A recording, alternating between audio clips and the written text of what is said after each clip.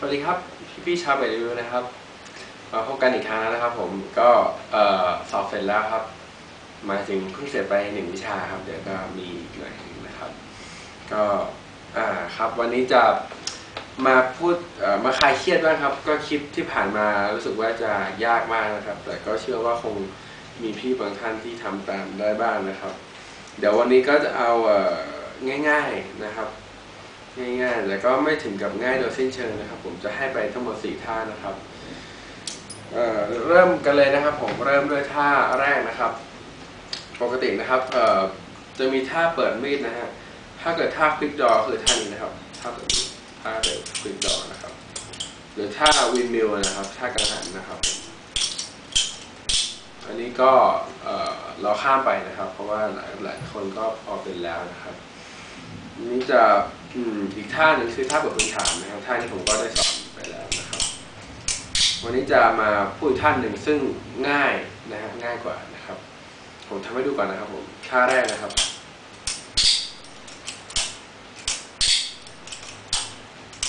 จะเห็นว่าผมสะบัดมีดขึ้นมาแล้วสะบัดกลับมีดก็เปิดนะครับสะบัดทีสะบัดกลับมีดก็ปิดนะครับจะไม่มีการ2 จังหวะอย่างนี้นะครับจะเป็นแค่จังหวะเดียวนะฮะจังหวะเดียว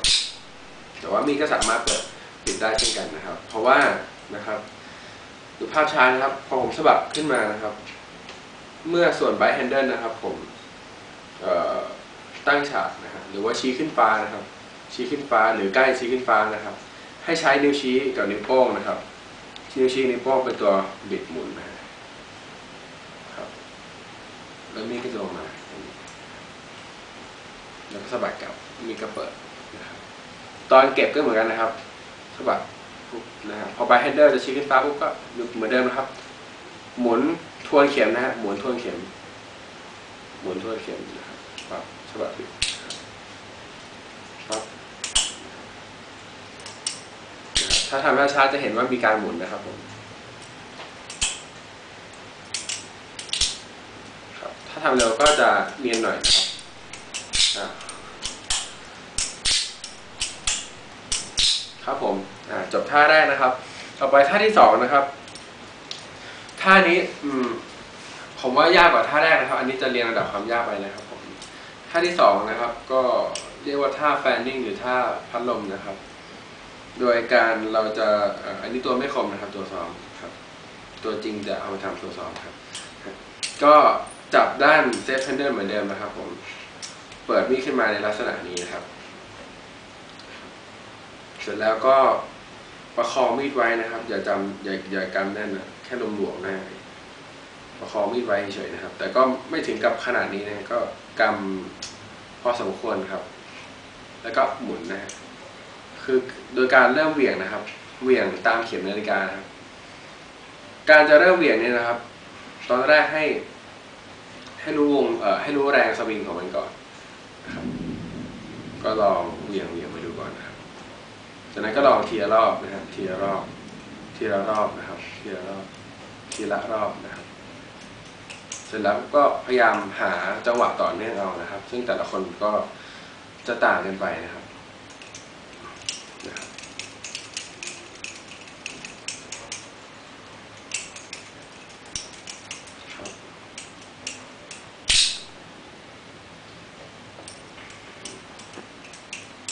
ท่านี้นะครับ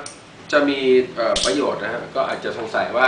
มันสวยยังไงมันดูเหมือนเด็กปัญญาอ่อนนะฮะดูเหมือนไม่มีอะไรนะครับจริงๆแล้วท่านี้มันช่วยเสริมนะฮะเวลาเราเล่นท่าพื้นฐานแล้วเสริมท่าแฟนนิ่งเข้าไปด้วยจะสวยนะครับอย่างผมเปิดมีด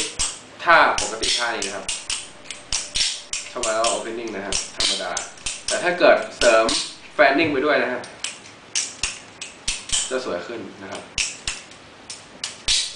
ครับก็จะมีความสวยงามมากขึ้นก็ช่วยในเรื่องความสวยงามนะครับแล้วก็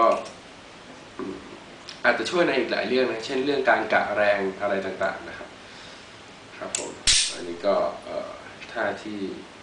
2นะครับก็จบไปนะครับต่อไปท่าที่3นะครับจะเป็นการเปลี่ยน reverse grip นะครับไปเป็น forward grip นะครับจากในคลิปแรกนะครับที่เราเปิดกันท่านี้นะครับแล้วก็ปิดกันด้วยท่าเปิดนะครับ คือถ้าปิดถ้าเปิด movement เหมือนกันทุกอย่างนะครับทีนี้ว่าตอนเปิดใบมาแล้วเนี่ยมันอยู่ในลักษณะ reverse grip นะครับก็สามารถเปลี่ยนเป็น forward grip ได้นะครับถ้าวิธีง่ายนะครับก็คือโยนรับจบง่ายมากนะครับแต่อันนี้เอาสวยๆนะครับผมวิธีการทำนะครับผมทำให้ดูก่อนนะครับอีกรอบนะครับอีกรอบนะครับโทษครับวิธีการนะครับก็คือว่าใช้เทคนิคเรื่องซัมโรนะครับใช้เทคนิคซัมโรของเรานะที่หมุนรอบนิ้วโป้งนะครับเพียงแต่ว่าครั้งนี้นะฮะจะเป็นการซัมโรแบบแนวดิ่งนะครับแนวดิ่งให้ดูมือเปล่าก่อนนะครับทำอย่างนี้นะครับหมุนเป็นวงมีแรงกระตุกตอนลงนะฮะเห็นนี้กระตุกตอนลงครับให้คีบด้านเซฟแฮนเดิลไว้นะครับคีบไว้นะหน้าแบคแฮนเดิลนี่ถ้าเกิดยกมือขึ้นก็อยู่วางก็ลงนะครับเพราะเราไม่ได้จับอะไรมากมายวิธีการนะครับก็คืออย่างมืออย่างนี้นะครับผมจังหวะนี่ก็คือกระแทกมีดออกไปนะฮะจังหวะดึงกลับนะฮะดึงกลับขึ้นมาก็คือจังหวะที่กระแทกมีดปุ๊บมีดมีแรงเหวี่ยงออกไปนะฮะจังหวะดึงกลับมีดจะหมุนขึ้นมาช่วงนี้ให้ปล่อยมือนะครับให้มีดหมุนมาตามร่องนิ้วโป้งนะครับหมุนมาปุ๊บจับจะได้ภาพนี้นะฮะทีละขั้นนะครับอยู่ reverse grip นะครับหนีบเฉพาะด้านไว้ให้ด้วยนะฮะใช้ข้อกระดูกนิ้วโป้งส่วนนี้นะครับกับข้อนิ้วชี้ตรงนี้หนีบไว้นะครับหนีบไว้เข้าไว้ในร่องนะครับreverse grip อยู่นะครับหนีบไว้อย่างนี้นะฮะทำมือ movement ลักษณะนี้นะครับก็ได้เป็นอย่างนี้นะฮะเกือบขึ้นมาแล้วเกิดขึ้นมาแล้วถ้าเกิดเราปล่อยปุ๊บจะเป็นอย่างนี้นะครับเมื่อเราเหวี่ยงวิ่งออกมาแล้วนะครับพอมีขึ้นมาเนี่ยแตะหรือใกล้กับแตะนะครับเราก็ปล่อยเลยนะฮะเหมือนซัมโรนะฮะคล้ายๆซัมโรนะครับเพียงแต่ว่าเราเป็นแนวดิ่งมีก็จะม้วนหมุนเข้ามานะครับช่วงนี้จังหวะนี้จะง่ายแล้วเพราะว่าส่วนนี้จะหนักกว่ามันจะลงเข้ามามือเราง่ายแล้วก็กำนะครับไม่บาดนะครับไม่บาดแน่นอนไม่บาดนะครับไม่บาดเป็นด้านคมหลอกนะครับ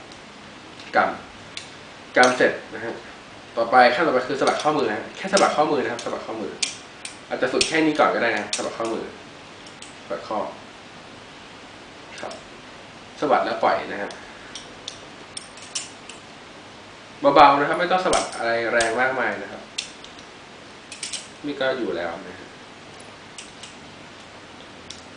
สะบัดปุ๊บนี่ก็ลงมาครับผม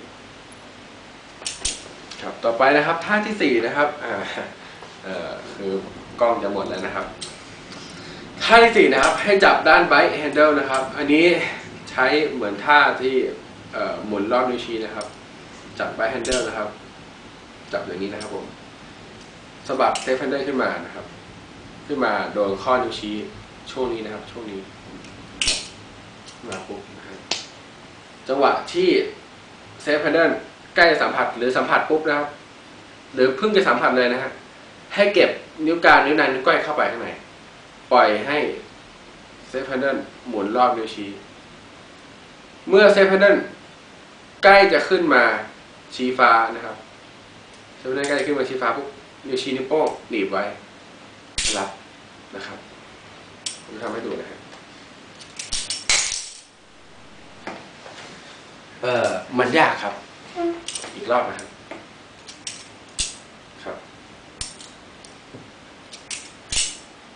ครับผมก็คือจับใกล้ๆโคนจุดหมุนนะครับสะบัดเซฟแฮนเดิลขึ้นมานะครับถึงแตะนิ้วชี้ปุ๊บจับไว้นะครับจับไว้นะรอใกล้ขึ้นมาปุ๊บนิ้วชี้นิ้วโป้งหนีบไว้เลยนะฮะหนีบไว้เลยก่อนที่ไบค์แฮนเดิลจะตกลงไปนะฮะนิ้วชี้นิ้วโป้งหนีบไว้เลยนะฮะเอาสายแรงเหวี่ยงหมุนข้อมือตามเข็มนาฬิกานิดนึงนะครับจะขึ้นมาอยู่ลักษณะนี้นะครับผมครับแล้วเดี๋ยวเราจะมาต่อท่าต่อกันในคลิปหน้าครับขอบคุณมากสวัสดีครับ